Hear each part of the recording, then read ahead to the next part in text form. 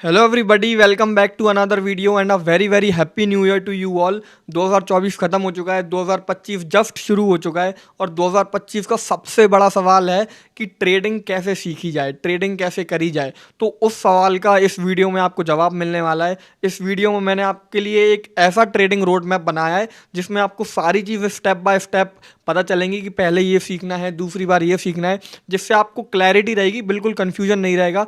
मेरा जितना भी एक्सपीरियंस, जितनी भी नॉलेज, जितनी भी इन्फॉर्मेशन मैंने अभी तक ट्रेडिंग करके पिछले 4 सालों में गेन की है, वो सारी चीज़ें मैंने इस वीडियो में बताई हैं। तो बहुत ध्यान से देखना और इस वीडियो को देखने के बाद आपको कोई और ट्रेडिंग रोड मैप देखने की ज़रूरत नहीं पड़ेगी। बहुत अच्छे से आपको सारी चीज़ें समझ आ जाएंगी। ज़्यादा बातें नहीं करते हैं, डायरेक्ट वीडियो को शुरू करते हैं। तो गाइस शुरू करते हैं the ultimate trading road map for 2025। Come let's rock 2025 in these 8 steps. अगले 8 स्टेप्स में आपको एकदम क्लैरिटी मिल जाएगी कि ट्रेडिंग कैसे सीखना है। एक और बहुत इंपॉर्टेंट बात कि गाइस ये सारी चीज़ें मैं रॉ बताने वाला हूँ इस वीडियो में। कोई भी चीज़ें मैंने याद नहीं की है, कोई स्क्रिप्ट तैयार नहीं की है। जैसे मैंने प्रेजेंटेशन बस बनाई, सारी चीज़ों को देख के परख के वैसे ही मैं आपके सामने प्रेजेंट करने वाला हूँ। तो चलिए शुरू करते हैं। स्टेप वन में आपको बेसिक्स समझना पड़ेगा। आपको अंडरस्टैंड द बेसिक्स।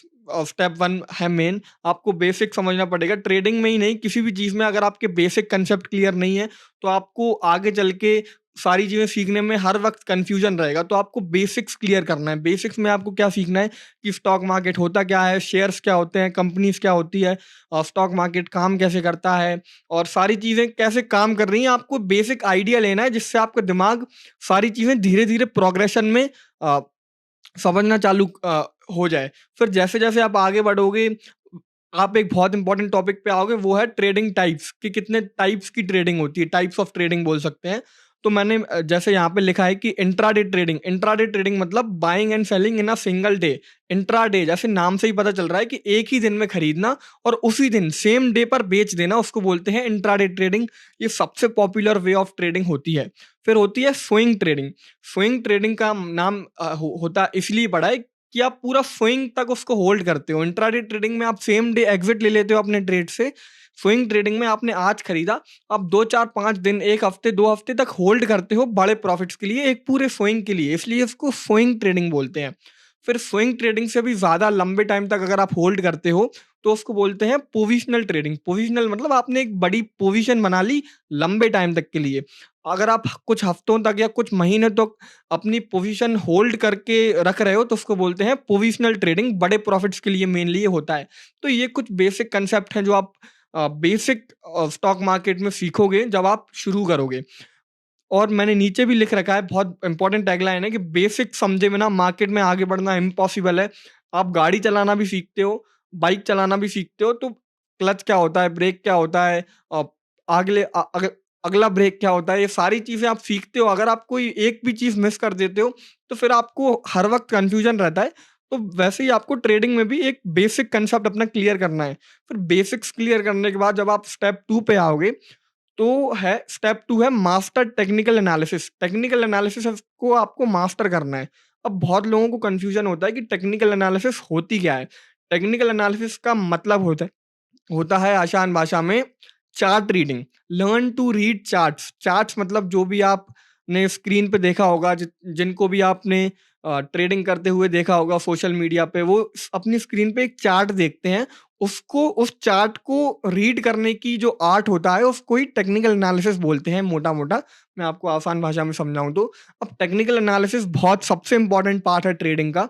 अब टेक्निकल एनालिसिस में बहुत सारे टॉपिक्स होते हैं, तो लोगों को काफ़ी कन्फ्यूज़न होता है, लेकिन मैं आपके लिए कुछ मेन टॉपिक्स लाया हूँ, जो अगर आपने सीख लिए तो मोटा-मोटा आपका टेक्निकल एनालिसिस पूरा कवर हो जाएगा और आप चार्ट रीडिंग का जो आर्ट है वो सीख जाओगे।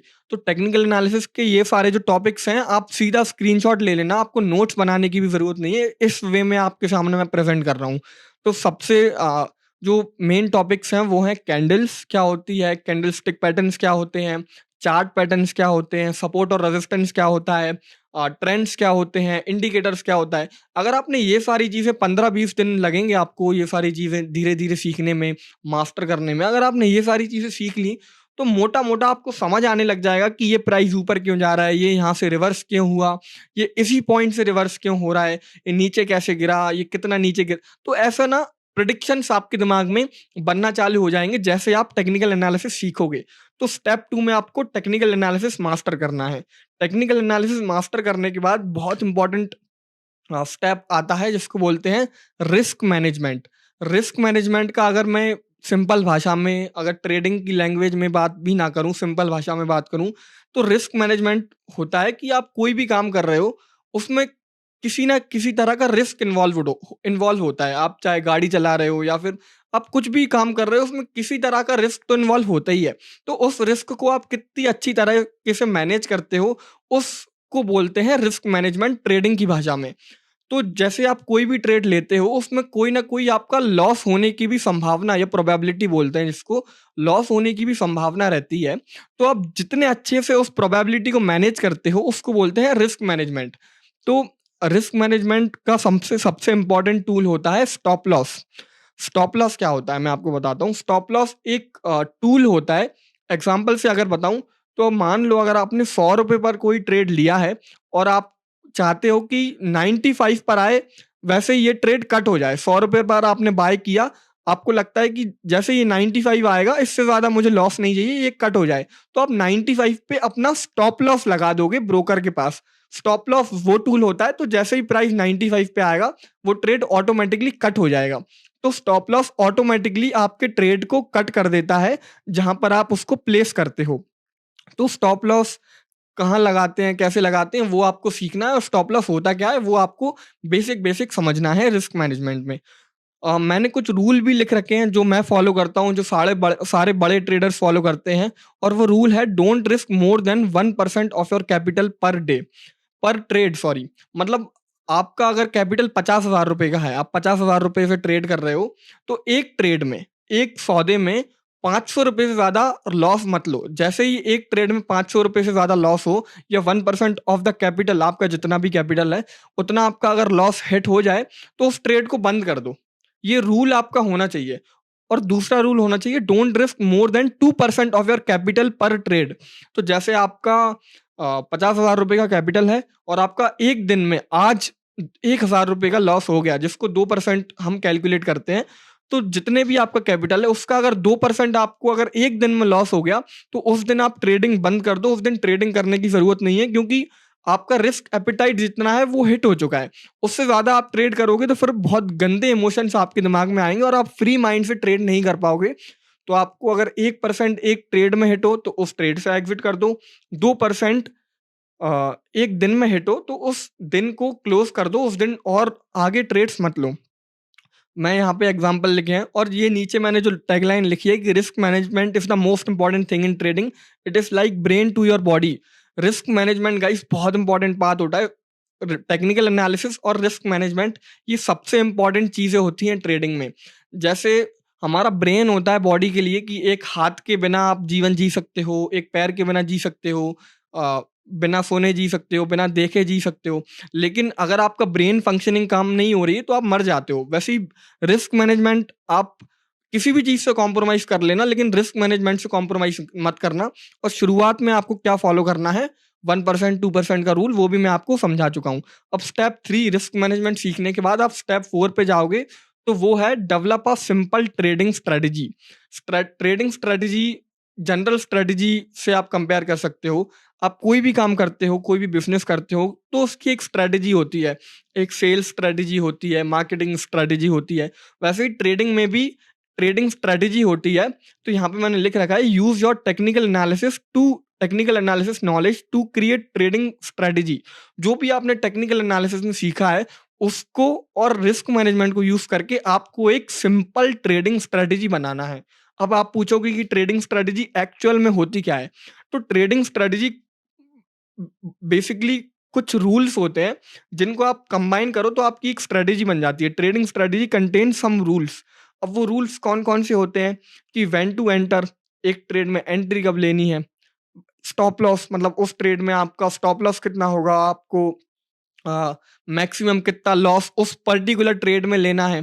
टारगेट कितना होगा, मतलब एक्सपेक्टेड आप कितना प्रॉफिट, अगर आपके डायरेक्शन में वो ट्रेड जाता है तो कितना प्रॉफिट आप बुक करोगे। कौन से टाइम फ्रेम पर ट्रेड लेना है। टाइम फ्रेम हो सकता है आपको कंफ्यूजन हो। टाइम फ्रेम का मतलब होता है जिस टाइम फ्रेम पर आप चार्ट देख रहे हो। मतलब अगर आप एक दिन का टाइम फ्रेम देखोगे तो आपको एक दिन की एक कैंडल दिखाई देगी। आप 15 मिनट का टाइम फ्रेम देखोगे तो आपको 15 मिनट की एक कैंडल दिखाई देगी। आप 5 मिनट का देखोगे तो 5 मिनट की एक कैंडल। ऐसे टाइम फ्रेम होते हैं, आप सीखोगे तो समझ जाओगे। ये सब टेक्निकल एनालिसिस में आती हैं ये चीज़ें। और आपका रिस्क कितना होता है, ये सब कुछ बेसिक चीज़, ये सब जब सिंपल चीज़ें आप जोड़ते हो तो उससे एक ट्रेडिंग स्ट्रेटेजी बनती है। जिससे ना एक ट्रेडिंग स्ट्रेटेजी बना के क्या होता है कि आप जब भी सुबह मार्केट में ट्रेडिंग करने के लिए उठते हो तो आपको कन्फ्यूजन नहीं है कि आज मैं क्या करूं, आज मैं क्या खरीदूं, आज मैं किस लॉजिक से खरीदूं, कितना रिस्क लूं। आपके ना प्री डिफाइंड रूल होते हैं। तो trading strategy is nothing but pre defined rules. और ट्रेडिंग स्ट्रेटजी बनाने के बाद आपको हिस्टोरिक डेटा पे बैक टेस्ट करना है। अब आपने एक ट्रेडिंग स्ट्रेटजी बना ली, आपको कैसे पता चलेगा कि वो ट्रेडिंग स्ट्रेटजी सही है? तो पहले जो हो चुका है वो ट्रेडिंग स्ट्रेटजी को लेके पहले आपको बैक टेस्ट करना है कि पहले अगर आपने उस स्ट्रेटजी से ट्रेड किया होता तो आपको प्रॉफिट हुआ होता या लॉस हुआ होता। तो आपको वो ट्रेडिंग स्ट्रेटजी पुराने डेटा पे बैक टेस्ट करना है, ये चेक करने के लिए वो ट्रेडिंग स्ट्रेटजी सही है या गलत है, या आपको इम्प्रोवाइज करने की ज़रूरत है। स्टेप 4 में आपने एक ट्रेडिंग स्ट्रेटजी बना ली। अब स्टेप 5 में आपको प्रैक्टिस करना है। गाइस, प्रैक्टिस करना is the most important thing in trading. कि आप कितना प्रैक्टिस कर सकते हो। आप ग्रेटेस्ट ऑफ द ग्रेट्स के भी एग्जांपल ले लो। कोई भी हो, सचिन तेंदुलकर हो या महाभारत के अर्जुन हो या विराट कोहली हो, क्रिस्टियानो रोनाल्डो, ये कोई भी हो, ये सब बेटर से बेस्ट इसलिए बने कि इन्होंने प्रैक्टिस इनफ की है। जब कोई देख नहीं रहा तो आपको ना प्रैक्टिस करना है। अब मैं आपको प्रैक्टिस करने का सबसे अच्छा तरीका बताता हूँ। Start with demo accounts on paper trading apps. Paper trading क्या होती है? पेपर ट्रेडिंग का मतलब होता है बिना रियल पैसे लगाए रियल मार्केट में ट्रेड करना, जिसको हम बोलते हैं वर्चुअल मनी। तो आप वर्चुअल मनी से ट्रेड करते हो रियल मार्केट में। बहुत सारी वेबसाइट्स हैं, लेकिन मेरी फेवरेट पेपर ट्रेडिंग वेबसाइट्स हैं सेंसिबल और ऑब्स्ट्रा। तो इन दोनों पे आप फ्री में जाके पेपर ट्रेडिंग कर सकते हो और अपना स्ट्रेटजी चेक कर सकते हो कि आप ने जो स्ट्रेटजी बनाई है, जो भी सारी चीज़ें सीखी हैं, वो एक्चुअली में लाइव मार्केट में आप एग्जीक्यूट कर पा रहे हो कि नहीं, वो काम कर रही हैं या नहीं।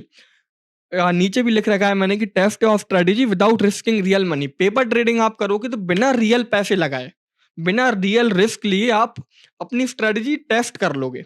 मतलब आपको ये भी पता चल जाएगा कि आप सही काम कर रहे हो कि नहीं, और आपका लॉस भी नहीं होगा। और बहुत बड़ा थंब रूल होता है कि if you are making profit in demo account then only trade with real money. आपने पेपर ट्रेडिंग की, बिना रियल पैसे से, नकली पैसे से आपने ट्रेडिंग की। 1 महीना आपने देखा कि मुझे तो प्रॉफिट हो रहा है, मेरी तो सारी चीज़ें सही काम कर रही हैं। तो फिर आप छोटे कैपिटल से शुरुआत में स्टार्ट कर सकते हो। तो अगर आप पहले पेपर ट्रेडिंग में प्रॉफिटेबल हो, फिर आप अपना जितना भी पैसा लाना चाहते हो ट्रेडिंग में, वो रियल पैसा आप अपने ब्रोकर के पास फंड्स ऐड कर दो। मैं तो यही सजेस्ट करूंगा कि कम से कम फंड्स ऐड करना शुरुआत में। स्टेप 5 में आपने अपना प्रैक्टिस कर लिया। स्टेप 6 में आपको ट्रैक करना है एक-एक चीज़। अब मान लो आपने क्या किया, आपने टेक्निकल एनालिसिस सीख ली, आपने रिस्क मैनेजमेंट सीख लिया, आपने ट्रेडिंग स्ट्रेटजी बना ली, ट्रेडिंग स्ट्रेटजी को बैक टेस्ट कर लिया, आपको प्रॉफिट हो रहा है और आपने रियल पैसा भी लगा दिया। अब आप रियल पैसे से मार्केट में ट्रेड कर रहे हो, तो अब क्या करना है आपको? अब आपको ना जर्नलिंग करना है। ट्रेडिंग जर्नल होता है, जैसे ये मेरा ट्रेडिंग जर्नल है। ट्रेडिंग जर्नल में क्या होता है कि आप जो भी कर रहे हो वो सारी चीज़ें लिखते हो। जो भी लाइव मार्केट में आप कर रहे हो, जैसा आपको फ़ील हो रहा है, जैसा आप सोच रहे हो, जो आपका लॉजिक है, जितना आप रिस्क ले रहे हो, ये सारी चीज़ें आपको ट्रेडिंग जर्नल में लिखना होता है। क्योंकि जब हम लाइव पैसे से ट्रेड करते हैं, उस टाइम हमारी थॉट प्रोसेस, हमारी साइकोलॉजी बहुत अलग होती है। तो ट्रेडिंग जर्नल आपको मेंटेन करना है कि आपने कब एंट्री ली, कब एग्जिट लिया, कितने बजे, कितना प्रॉफिट हुआ, कितना लॉस हुआ, क्या लॉजिक था एंट्री लेने का, और उस ट्रेड से आपको बेसिकली क्या लर्निंग्स मिली। ठीक है? और आपको 1 हफ्ते तक जर्नल करना है। सैटरडे संडे जब मार्केट बंद हो तो आप अपना जो ट्रेडिंग जर्नल आपने पूरे हफ्ते का मेंटेन किया है उसको एनालाइज करो कि आपकी क्या गलतियां हैं। Identify and correct recurring mistakes. जो भी आप गलतियों को दोहरा रहे हो उनको आइडेंटिफाई करो और कोशिश करो कि आगे के टाइम पे आप उन गलतियों को कम से कम दोहराओ। तो आपको ट्रेडिंग जर्नल बहुत मेंटेन करना है। अगर आपको वो काम करना है जो दुनिया में 10 साल में लोगों ने किया और आपको अगर 2 साल में करना है, तो आपको ट्रेडिंग जर्नल मेंटेन करना बहुत इंपॉर्टेंट है। तो आप ये बिल्कुल मस्ट है, आप ज़रूर करना।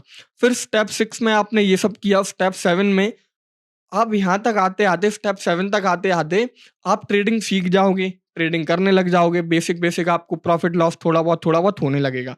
लेकिन अब यहाँ पे क्या होता है कि एक बार इस स्टेज पर आके लोग सीखना बंद कर देते हैं, तो आपको कंटीन्यूअसली सीखते रहना है। फॉलो रिलायबल ट्रेडिंग रिसोर्सेज़ जैसे यूट्यूब, यूट्यूब पे भी काफ़ी अच्छे-अच्छे लोग हैं। जैसे आप पावर ऑफ स्टॉक्स को फॉलो कर सकते हो, वो बहुत जेन्युइन है। मैं आगे ऑप्शन ट्रेडिंग की एक पूरी प्लेलिस्ट फ्री में अपलोड कर रहा हूँ। इस वीडियो के बाद ही जस्ट वो अपलोड हो जाएगी। तो आप मेरे को ज़रूर सब्सक्राइब कर लो ऑप्शन ट्रेडिंग फ्री में सीखने के लिए।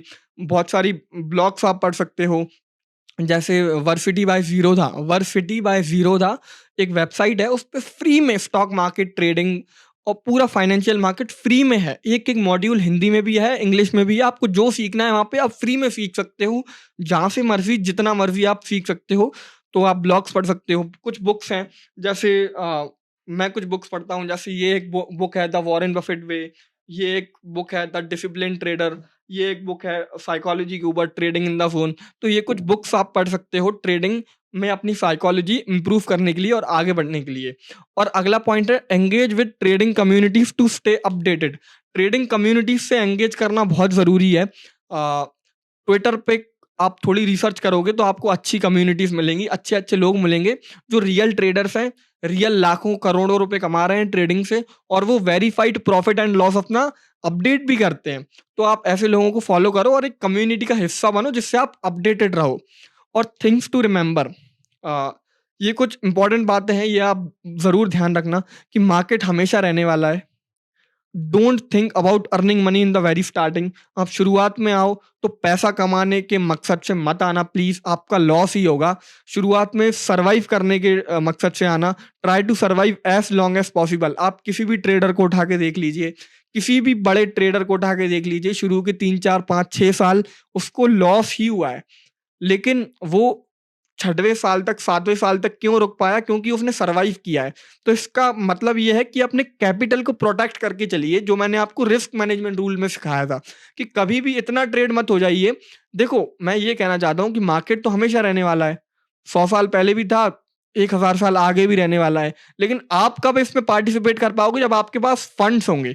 तो आपके पास कब फंड्स होंगे? जब आप पैसा कमाने के लालच में नहीं आओगे, आप पैसा मतलब आप सर्वाइव करने के मकसद से आओगे। अगर आप पैसा कमाने के लालच से आओगे तो आप ज़्यादा रिस्क लोगे तो आपका लॉस होगा और आप बाहर हो जाओगे मार्केट से। तो शुरू में सर्वाइव करने के मकसद से आना।